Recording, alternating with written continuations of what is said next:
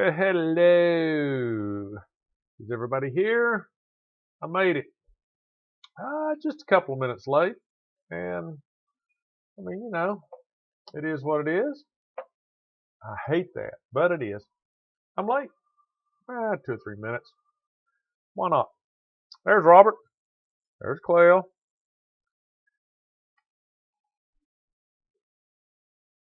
I know it just seems like, shit, what, Monday? We all got together and hung out and talked about dark liquids and drinking and all that kind of stuff. But tonight, we're going back to basics. No fancy caffeinated plants that only grow in the East Tennessee, Texas, Virginia area. None of that specially brewed, ground, high caffeine stuff. Just coffee. Back to the basics. Coffee. And if you're watching this for the first time, I appreciate it. If you're watching it live, I don't see you. Put a comment in. If you watch it after it's live, still put a comment in. Let me know you were here, what you thought about it, and like, subscribe to the channel. So, coffee. Stuff that I like. When we talked about espresso, we dipped into coffee a lot. Just because,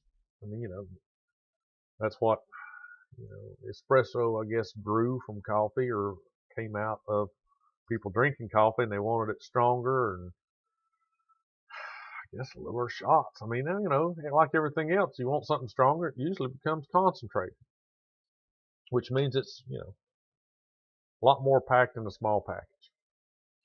So, what was the history of coffee? Well, guess what? It's daggone old. Nobody knows. But it's believed to started in Ethiopia. I don't know. But this always goes back to that. Who's the dude? Who were the dudes? Dudettes.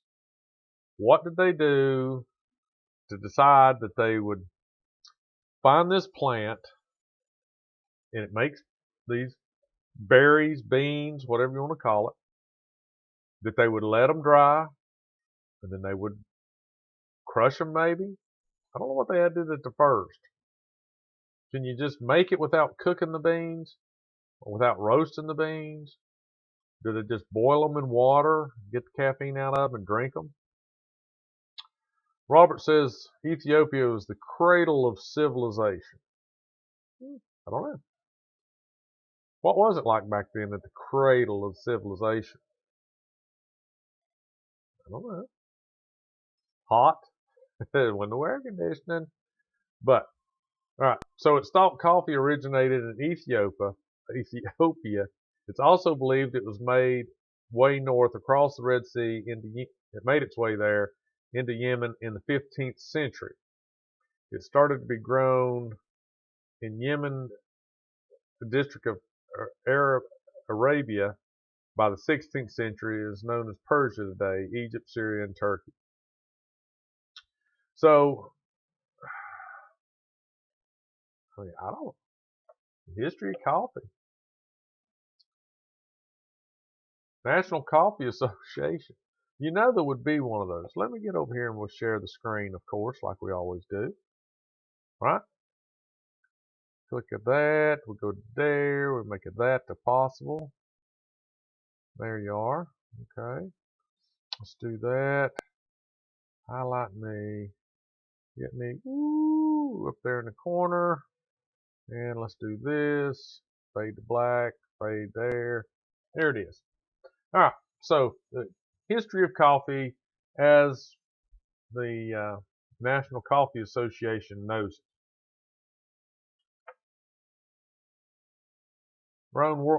Coffee is grown worldwide, can be traced its heritage back to centuries to the ancient coffee forests on the Ethiopian plateau.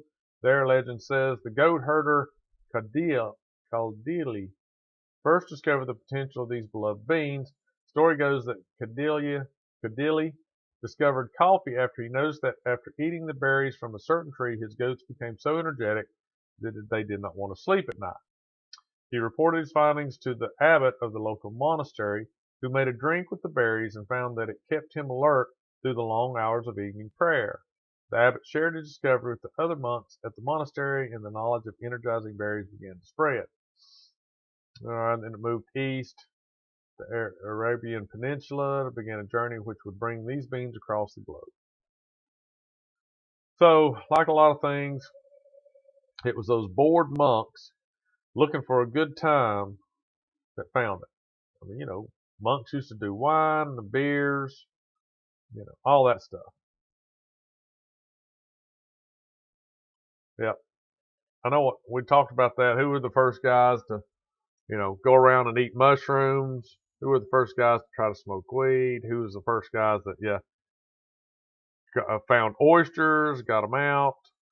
When you were fishing for fish, and you drug your nets along the bottom, and you come up with these little half-looking things, you cracked them open, and it looked like snot in there. Who thought that would be a good idea to eat those things? I have no idea. No idea. And how did they even find potatoes? I mean, where did potatoes grow wild that you could walk along and there's a pile of dirt, man. It's got these green leaves growing out of it. Let's dig it up and see what's underneath there. Wow, that looks like something you could eat.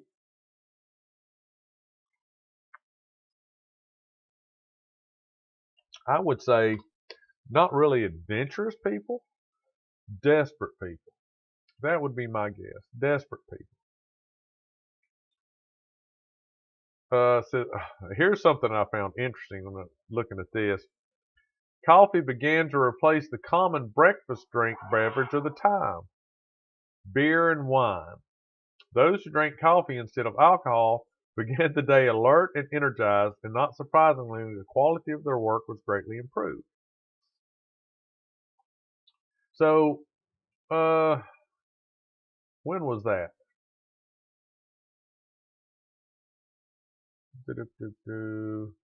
Let's see. Some of the clergy condemned coffee in Venice in 1615. The Pope got involved. He tried the drink, and he liked it so much he gave it his approval. All right. So coffee houses were quickly becoming the centers of social activity and communication in the major cities of England, Austria, France, Germany, and Holland.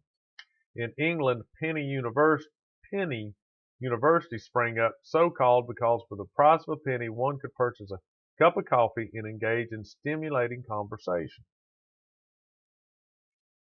And then that's apparently, maybe in England, where it began to take the place of the common beverage. I mean, we go back to the water wasn't fit to drink. Why didn't they just boil the water and then drink it? I mean, they had all this brains to make wine and beer and all this kind of stuff with water. Did they not know that they could boil water, make it safe to drink, and they could drink water in the morning? I know it doesn't sound quite as appealing, but what did they drink in the afternoon? I mean, you have your beer in the morning. What do you have in the afternoon? Apparently, they switched to coffee.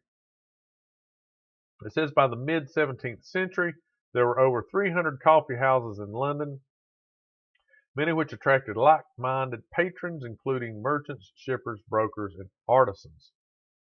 So, in the mid-1600s, coffee was brought to New Amsterdam, later called New York by the British. Though coffee houses rapidly began to appear, tea continued to be the favorite drink in the New World until 1773. When the colonists revolted against the heavy tax on tea imposed by George III, the revolt known as the Boston Tea Party would forever change the American drinking preferences to coffee. So there's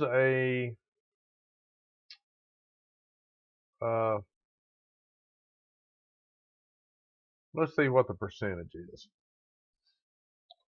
Which is drank more, tea or coffee? Tea is the most consumed beverage in the world after water. So now tea is in the, many forms. Teas in many forms.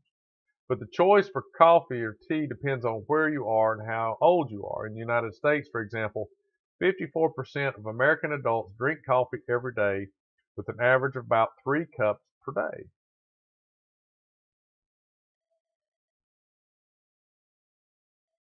Okay. I don't drink 3. Well, I mean, we talked about that when I was talking about uh, espresso. When it was free, I drank a lot, and there was always a pot going. About almost 1 billion people drink coffee or tea every day. That's a lot. That's a big market. Uh, Tea, coffee. So let's see. What do they consider coffee? Coffee comes from the cafe plant, and the beans that we brew and drink actually come from the seeds of the plant's fruit called coffee cherry. All commercially grown coffee comes a part of the global called the coffee belt, where the soil is rich, temperatures are mild, and there's lots of rain and sun. For coffee, the 2 most important species are Arabic and Robusta. I've never heard of Robusta. Cafe Arabica represents roughly 70% of the entire world's commercial coffee. This type of tree generates flatter and longer beans than a Robusta and a mild, fragrant coffee and low caffeine content. High quality Arabicas are also grown at altitude between 2,000 and 6,000 feet above sea level. Robusta represents about 30% of the world's coffee production and comes almost entirely from parts of Southeast Asia, Central and Western Africa, and Brazil. Having more caffeine are often used in blends and instant coffees. Well, now I'm going to have to try to find out if I could find some, because almost everything you buy, coffee, is, it says 100% Arabica beans. Well, that doesn't seem like this would be my choice. If I could find 100% Robusta beans, I think I'd be buying it. Right? Okay, let's see how coffee is made. Step 1, harvest the cherries. Gotcha. 2 ways to harvest coffee: strip picked and selectively picked. Step 2, process the cherries. Always a good thing to do. 2 ways to process them: the dry method and the wet method. Okay? Step 3, milling the beans. If the coffee is wet, machine remove the parchment layer from the bean. The coffee is dry, machines remove the entire husk of the cherries. Step 4, tasting the coffee. Well, what happened to roasting them? All right, let's go back to step 2, processing the cherries. Dry method. Fresh cherries are dried in the sun, turned through the day, and covered at night and during rain. This process can last for weeks until the moisture content of the cherries drops to 11%. Robert prefers the wet method. He says, I prefer wet, that's afterwards. The wet method, the fresh cherries have their skin and pulp removed from the bean via a pulping machine. I wonder what they do with the pulp. Spread it out on the ground. After the beans are separated by weight and size, the beans are sent to fermentation tanks full of water. Here they stay in the tanks until the slick layer that surrounds the bean, called the something, breaks down. So they dry them in the dry method only to soak them in water for days. But where does it say? All right, so tasting the coffee. Once the coffee is exported, it gets analyzed for quality and taste in a process called cupping. An expert cupper has a palate than can taste the tiniest difference in flavors between the numerous samples each day. This step is where they create the unique roasts and blends we enjoy every morning. All right, so now roasting the coffee. Roasting machines cycle beans at a temperature over 500 degrees. When the inside of a bean reaches about 400 degrees, it turns brown and releases its fragrant oil. This is what produces the delicious taste and smell of the coffee we love. And then step 6, grinding the coffee. Then the roasted beans are ground to deliver the most flavor possible to your drink. So, it just seems like they got that roasting step out of sequence. Seems like you would be roasting the coffee before you could even taste the coffee.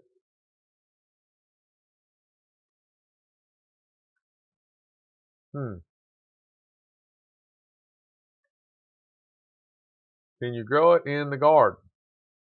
Well, here's what I think you'd probably do is in a greenhouse, because it said where was it? That the soil had to be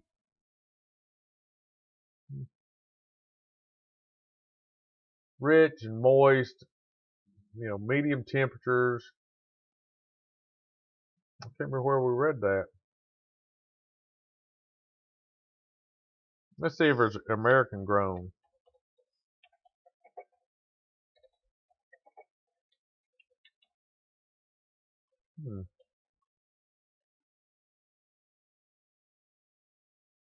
Does coffee grow in the United States?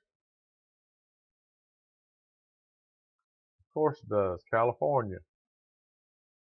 Coffee is cultivated in limited areas of the United States and its territories like California, Hawaii, and Puerto Rico.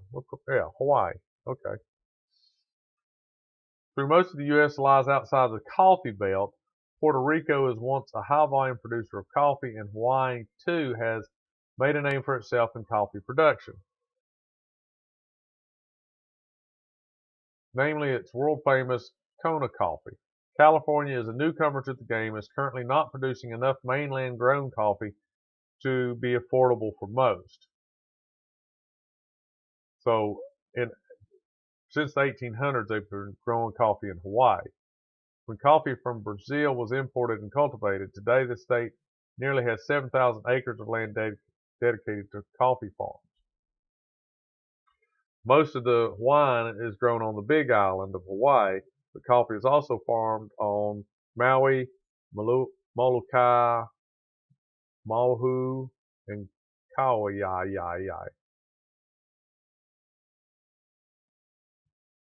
The only reason I know how to pronounce some of those Hawaiian names is I used to watch Hawaii Five-0. That's right, Hawaii Five-0. In Puerto Rico, coffee production has been on the decline in recent years, owing to a number of factors, including destructive hurricanes. The territory remains a large producer by U.S. standards, with the majority of Puerto Rican coffee grown in the Gran Lares and Yucco Selecto regions. California coffee is still considered experimental. What does coffee in the United States taste like? Tastes like daggone coffee. What? Now, I like coffee, but I am not one that could have the sensitive palate. You know what I mean? If somebody told you, here, chew this rubber band, it tastes like vanilla. An important factor in that would be you have to know what vanilla tastes like. If you don't know what vanilla tastes like, you're going to chew this rubber band and think, well, that's what vanilla tastes like. Maybe it does and maybe it doesn't. It does to them, it might not to you. So how could you tell somebody to teach them how to be a coffee taster? And let's just say, they say there's all kinds of flavors. There's flowery, robust, there's bitter, there's, tangy and all that kind of stuff. You have to know what that shit tastes like to begin with. What's bitter? How bitter is bitter? Is bitter better? That's what I'm thinking. That would just be so hard. And then, because you'd have to have standards like anything else. If you're trying to teach somebody, you know, you can write down on a piece of paper 1 and 1 is 2. But if you put it to them like this, 1 and 1 makes 2. You have 2 pens. It's much better, So then you have 2 and 2 makes 4. How would you ever tell somebody without them saying, here, this one is bitter, this one is more bitter, and then this one is the bitterest. So, you would have to say, here, taste this one. Now that's bitter, and give them standards, and then let them sip a coffee and say, which bitter is it? I just don't see how people can claim that they can analyze something by its taste so delicately and know, I would just love to see that happen.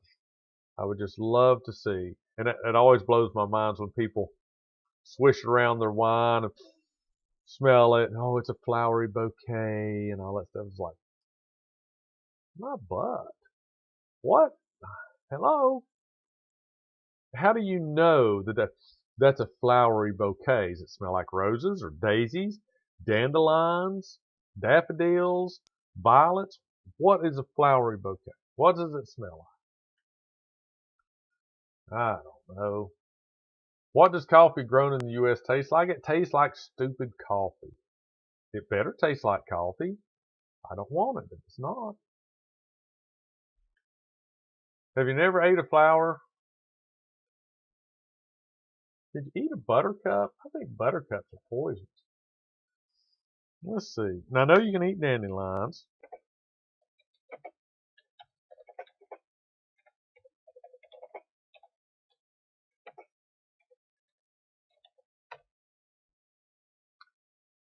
Huh. Fresh buttercup is likely unsafe when taken by mouth. How aren't you going to eat it? How else would you eat it? May cause severe irritation of the digestive tract, abdominal pain, vomiting, and diarrhea. Other possible side effects include irritation of the bladder and urinary tract, abnormal heartbeat, headache, dizziness, and loss of consciousness. Don't eat buttercups.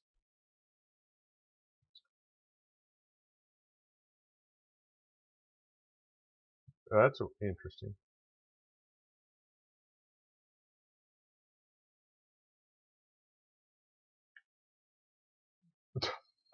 Now, with that in mind, look at this. How do you eat buttercups? You're not supposed to. Apparently, it's deadly. But this place says by roasting buttercups cut in half face down. That's probably the secret. Face down. They steam as they roast, adding a depth to their flavor. The skins are entirely edible too.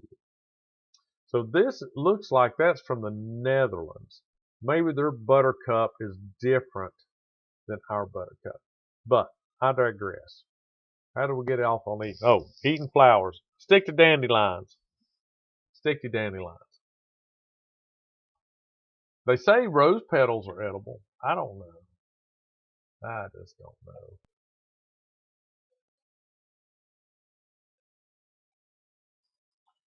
I bet you could grow coffee at home if you had a way to control all the variables.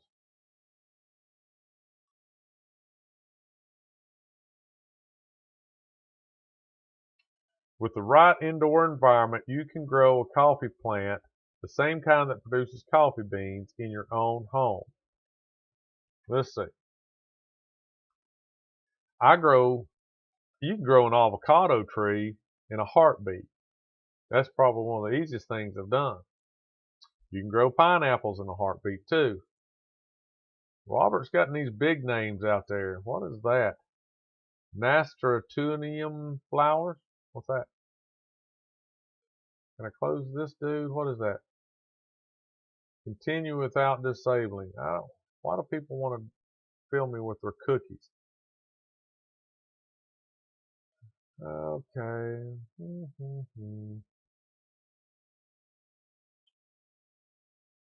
Oh, look. You can grow it under a glass. The flowering coffee plant produces berries which are harvested and roasted to produce coffee. Coffee plants have dark green glossy leaves and are quite bushy and full in their early years.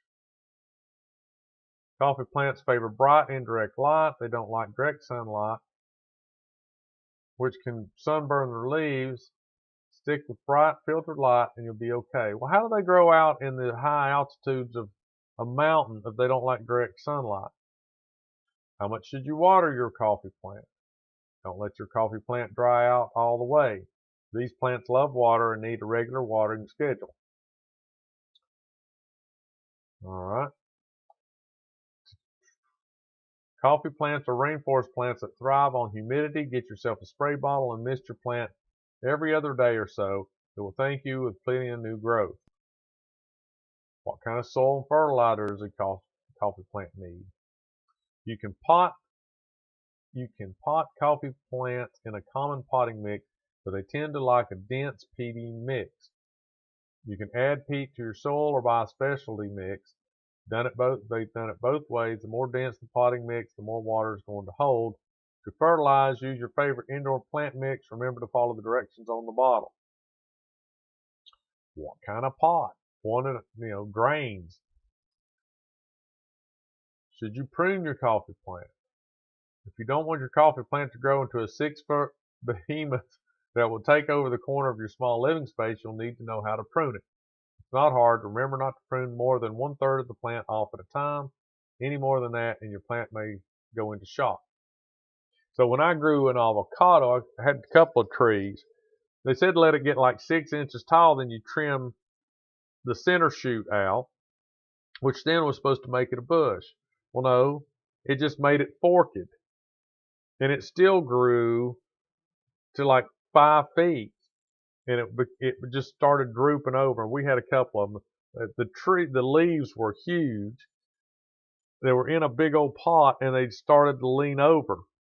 And we took them in and out of the house. We took them in and out of the garage. So avocado is not supposed to be anything under 45 degrees in the wintertime. So we'd put it in our garage. And they would just take up a whole corner of the garage. But they never did produce any fruit because they, I guess, got root bound or something and died.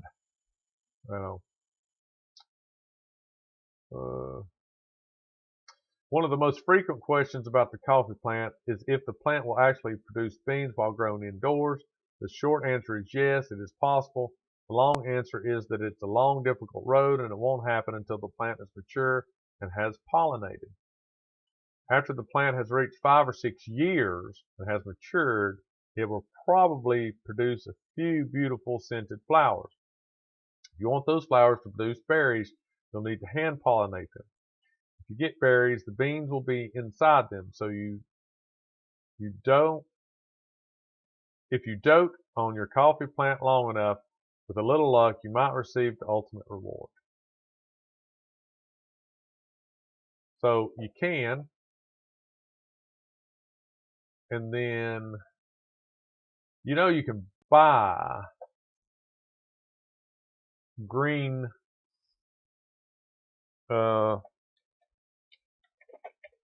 coffee beans and roast them yourself. That would be easier, I think, than trying to grow your own plant. So you get the unroasted coffee bean. Walmart delivers them to you for 5 pounds for $40.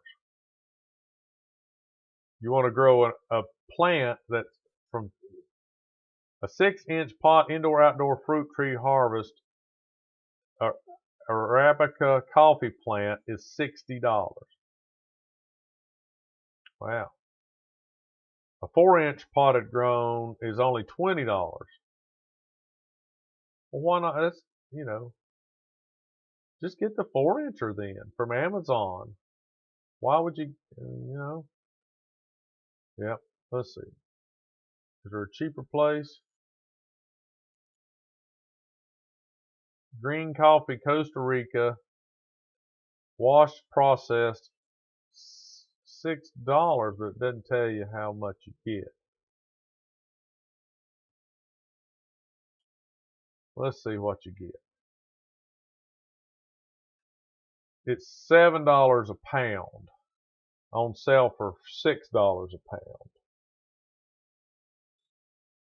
A very nice co-op production that follows the classic Costa Rica territory, floral acidity versus nutty and chocolate tones.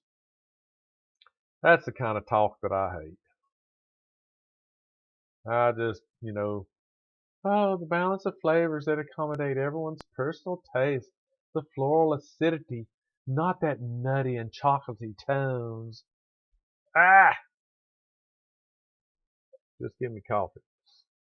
Lighter roast or brighter citrus and floral balance with hints of chocolatey and nutty undertones. Oh, small soft fruit notes pop out at a pre-second cracked roast. Huh. So, $7 a pound. Uncooked. Burma coffee traders.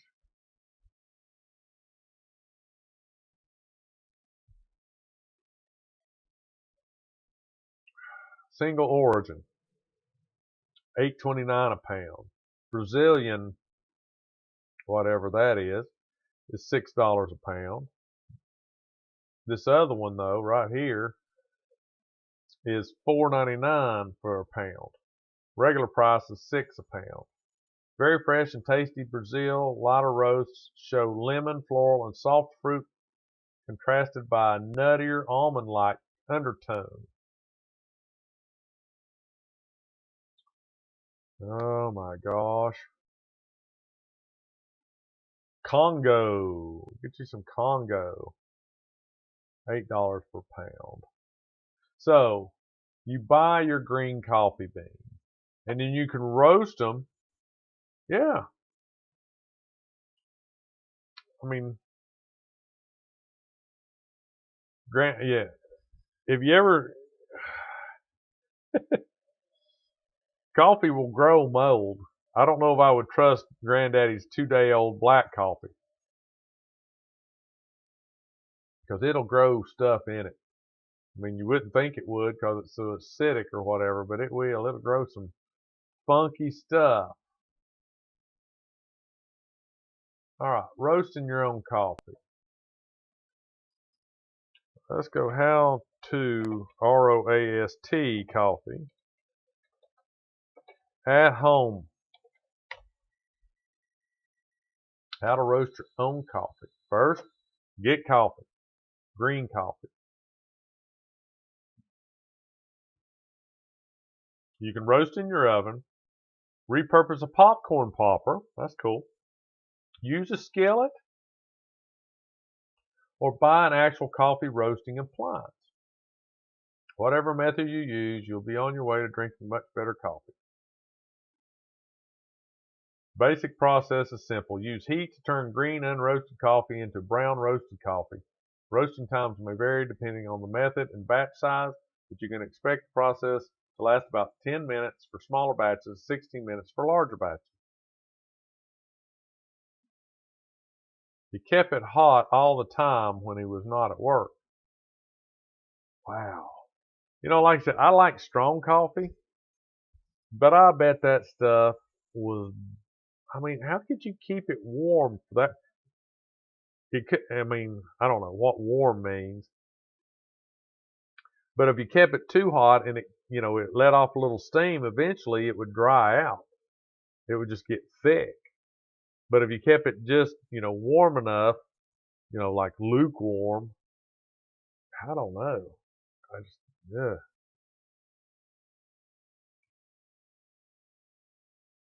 I don't know.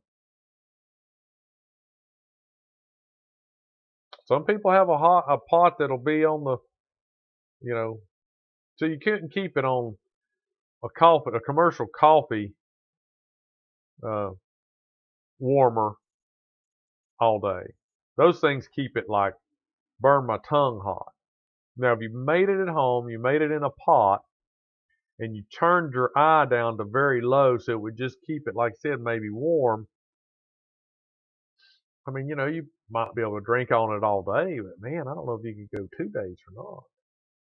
But if he did it, he did it. I mean, and he he was a granddad, so it didn't kill him, not right off. It took it apparently years and years and years. Then it probably wasn't the coffee that ended up doing him in. So yeah, I don't know.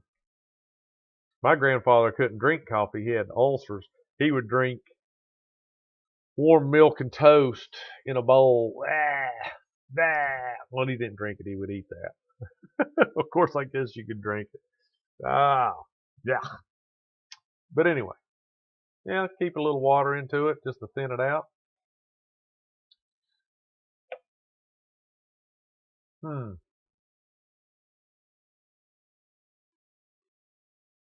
You know what you could do? My air fryer has a French fry basket. It's like a it's got a rotisserie thing in it. And it has a drum that have all those little holes in it. And what you're technically supposed to do is you slide the end open. It's got a little door, twists, and it opens up, and you put your frozen French fries in there. Then you seal it up, and you stick it in a special rotisserie part of the air fryer. You set it on rotisserie, you turn it on the heat, and it, just rolls and flips the French fries all the time. I could do that with some coffee beans, right? And so you put your amount of coffee in there, and you set it to whatever temperature, and then you just roll it around in there.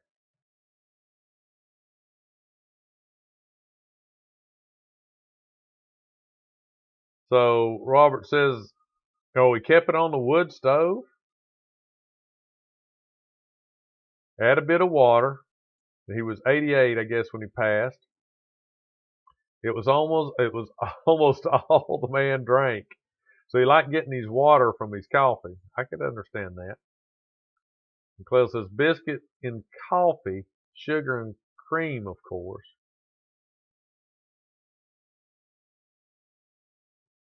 Do a short on it. A short on what? On putting the biscuits in coffee with sugar and cream? No, he would like heat milk. My grandfather, where he would have toast and heat milk in a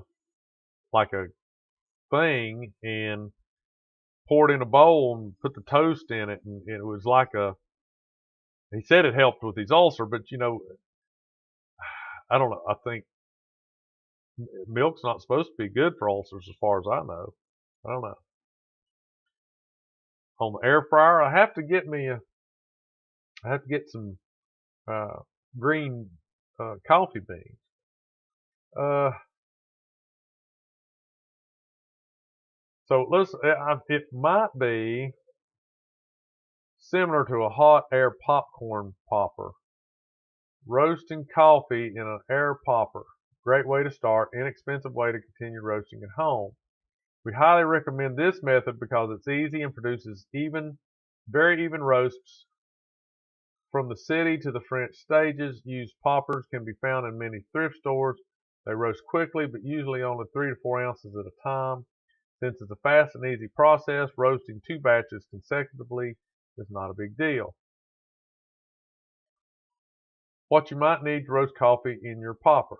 Hot air popper of the recommended type, big bowl or colander to catch the chaff, a big spoon, long handle, metal colander for cooling, oven mitt for heating coffee. Set up the popper in a ventilated place near a kitchen exhaust fan or window if possible. It's nice to have a strong overhead light so you can look down into the popper chamber to actually judge the roast as it progresses. You can roast outside, but are mindful of ambient temperatures. Hot, cold weather can affect roast time. Batch size, 1/3 to 1/2 cup. Yellow to brown roast phase. Put the plastic hood, including butter dish, in place with a large bowl under the chute. We put our popper by the sink so it blows chaff right into the basin, or run it outdoors if the temperature is mild. So the way you roast coffee beans, you look at different, once they start to dry out, they crack. And then they'll crack again, and I think there's another crack, and they start to get brown. So this is what they're talking about. Air popper chamber is where it's at. So first crack. With the machine running, watch for steam coming from the machine, and as soon as the first crack of the beans at about 3 to 5 minutes. First crack can sound like a real pop sound. Wait another minute, then start to monitor beans closely for desired roast color by lifting out butter dish and looking into the popping chamber, or better yet, by smelling the smoke and listening to the crackling. Each 10 seconds matters at the end of the roast. Total time for a lighter roast should be around 4 to 6 minutes. Full city roast around 5 to 6. Darker roasts are closer to 6.5 to 7. Roasts develop quickly, so be vigilant. Never leave the popper while roasting. Believe it or not, in the final phase, each 10 seconds of popper roasting will result in a different coffee flavor. In brewing, when you stop the roast, it really matters. Second crack. If you want a darker roast, you must hear second crack. While first crack sounds like a pop of popcorn, second crack is a snap. Ever hear how Rice Krispies cereal sounds when you pour milk over it? Like that. If you hear the second crack while roasting, you are already going to have a dark roast taste, even if the coffee doesn't look dark and oily. If you like that dark, oily bean roast in the past, do not roast your coffee until it looks oily. If you do, it will taste way darker than you expect. It will taste like charcoal.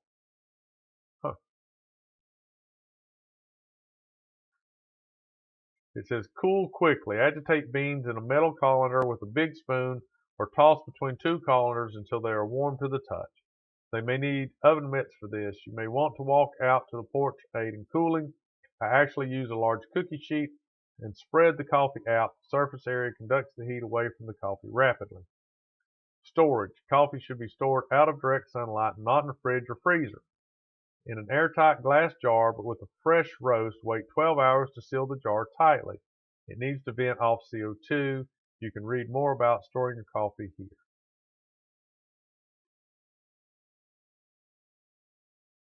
So warm, fresh roasted beans are wonderful, but the coffee won't be at their peak to drink until it's 12 to 24 hours after roasting.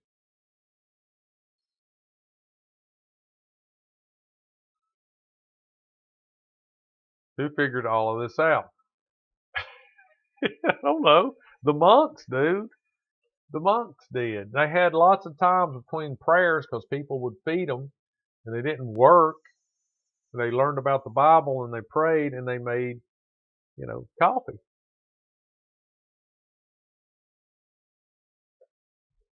That's all I can tell you. I don't know. All right. So we've been doing it now 44 minutes. Let's look at this dude. He's got him a Jiffy Pop popcorn thing. Let me turn the sound on here. Let's see if we can listen to this guy's coffee roasting tutorial by Sweet Maria's Coffee. Let's see what he says. Oh. Hello and welcome to Sweet Maria's Coffee. We're going to look at roasting in a popcorn popper today. We're trying to improve the quality of our videos a little. We've got a cameraman, Byron, getting pretty fancy here. So this is, if you saw the first installment, this is the West Bend Poppery 2 that I found at the thrift store for $3.50. And this is the kind of design you want. Flat bottom there with the vents around the side. You can use the other type, but they're a little more of a fire hazard, so I recommend this one. You know, the first thing you want to do is get your stuff together here. You want to have a timer, very handy. Your coffee measured out. We're roasting a Costa Rica from the farm of Macho Arce. It's good to have a colander, which you're going to use for cooling your coffee, but also for collecting your chaff.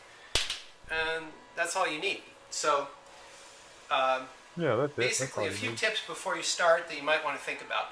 This is a pretty fast process. You know, 5 minutes to 7 minutes is kind of average. So, you're going to need to really be there the whole process. You need to have a good view down into the coffee. Put a little light here.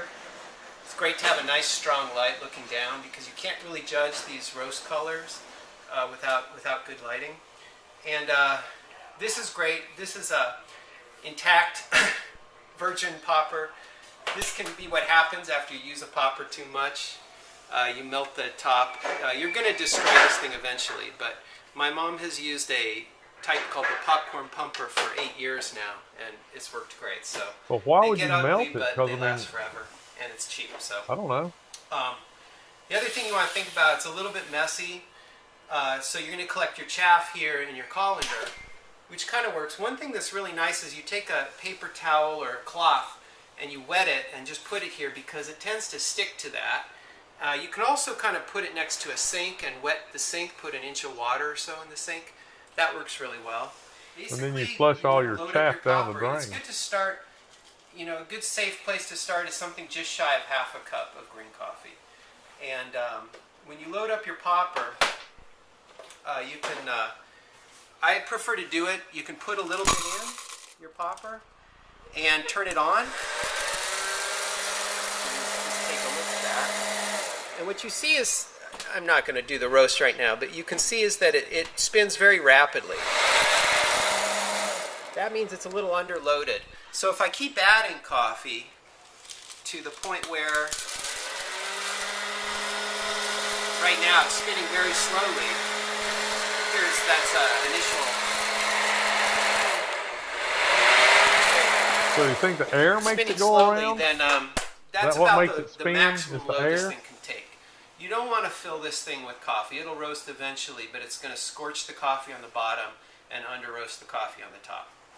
So that's what you need to that's start why I think my so we're ready to go. rotisserie thing in my air fryer would be good. It just rotates it all the time.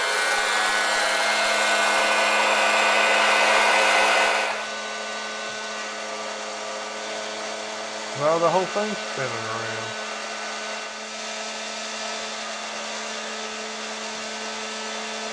So the chaff is, I guess, the skin popping off the bean. Oh, I hear popping, cracking. Is it snapping?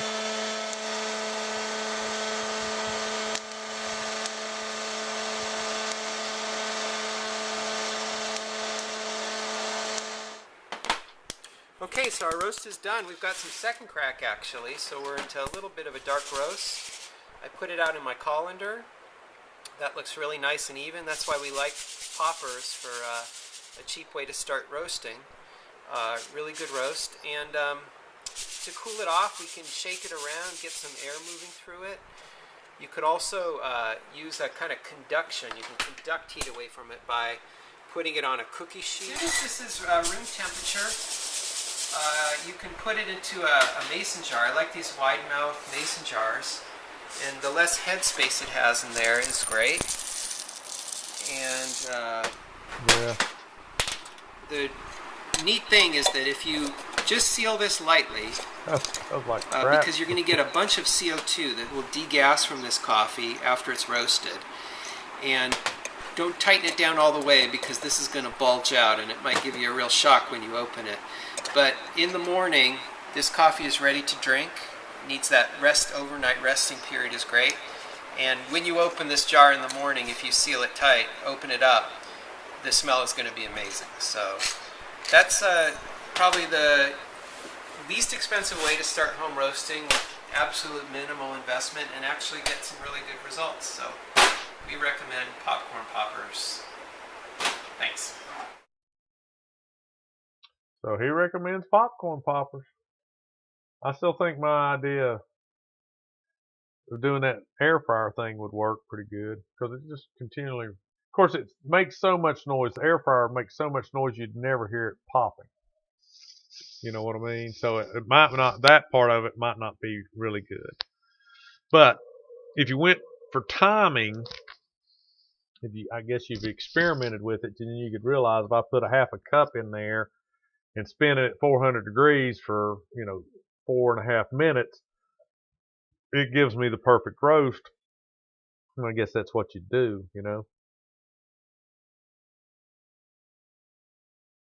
Yeah, bring back some green coffee beans. And see, I would like to, if I roasted them, I'd like to find out a way to chocolate coat them because I love chocolate covered coffee beans, roasted coffee beans.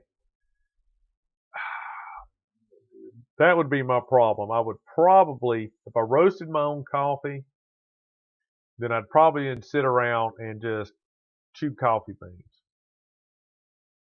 And then if I could find out a way of, coating them in chocolate, then that would just be crazy. I mean, that would be awesome. What you could do is take like, what is that, like the wax paper and lay it down and then get some roasted coffee beans and throw them in a pot and melt chocolate, pour them all over it, stir it up, and then spread it out really thin on that wax paper and let it cool so it would be like a chocolate, layer. And then, you just pop out the beans and the chocolate and eat it that way. I know it wouldn't be really cool, rolled and smooth all the way around like an M&M or like commercial chocolate covered raisins or whatever, but it would be really cool. But would it be cheaper? Probably not. Probably not. I don't know. I don't know because I buy coffee. Coffee is expensive if you start to think about it. That let's just look. Last time we talked about the 8 o'clock espresso roast. Let's see what the cost is. All right, so this is, I buy the whole bean and grind it in the store. Let's see. Shopping. What are the prices? That says 15 or,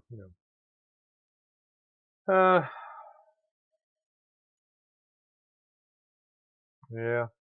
So that's an 11.5 ounce bag right here, 11.5 ounce bag for $9.50. And through Walmart, you can get a 32 ounce bag for 15 or 14.5. I mean, that's a lot of coffee, 32 ounces. That's, 2 pounds for $15. And the green coffee beans, Burma coffee here was $5 for a pound. I wonder if that includes shipping. So, I don't know. Most of the time, things that you do at home, it's just because you like to do it, not because it's going to be extremely cheaper or anything, but you like to do it.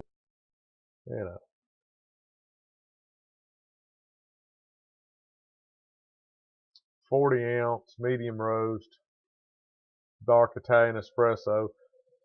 It's weird. The 8 o'clock coffee is one of the only, I don't know, main brands that makes specifically a dark Italian espresso roast. And then, like I said, when I get it and buy it, I grind it there at the thing with the espresso grind, and it makes good, I think, makes good espresso.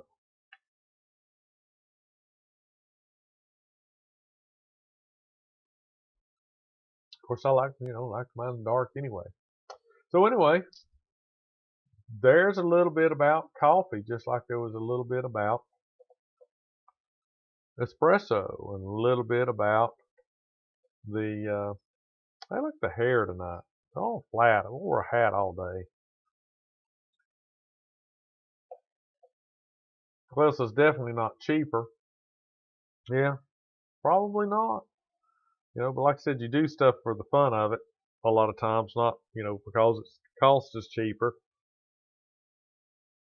I don't know if, having my own eggs maker, I've got an egg maker out back.